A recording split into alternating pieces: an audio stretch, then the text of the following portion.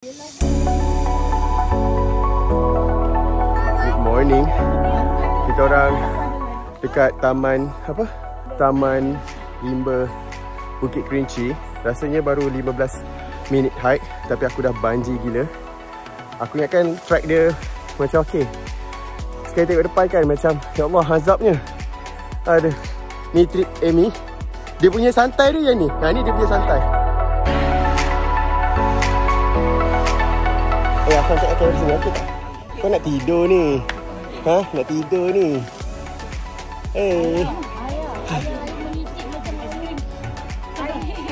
Kakak. Dia pun tu nak tidur tangan pun dah. So rasanya ni first checkpoint. So bolehlah lihat sikit. Kantuk dah ke? Kantuk dah ke?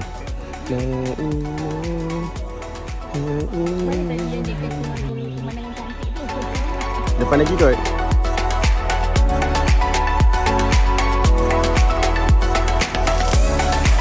Tu dah seronok dah tu.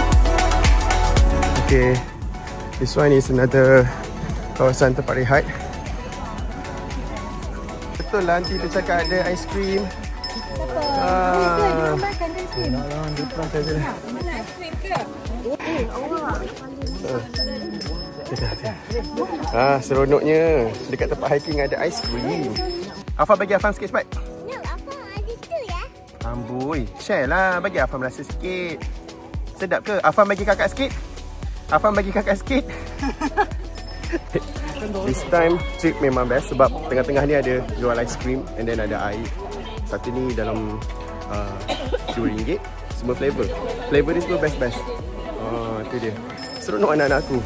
Itu pun thank you untuk aunty yang awal-awal tadi dia cakap belok 2 kiri, nanti you akan jumpa aiskrim.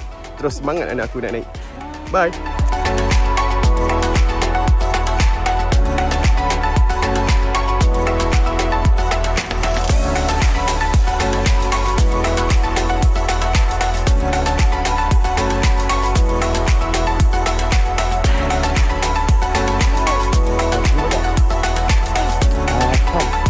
Kepala tu jangan macam tu. Afam lah, bukan Aufa. Aufa kakak.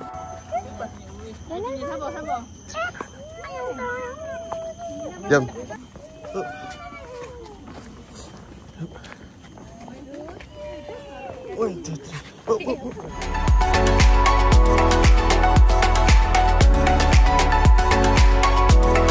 Aufa dah sampai dekat puncak Bukit Kasih.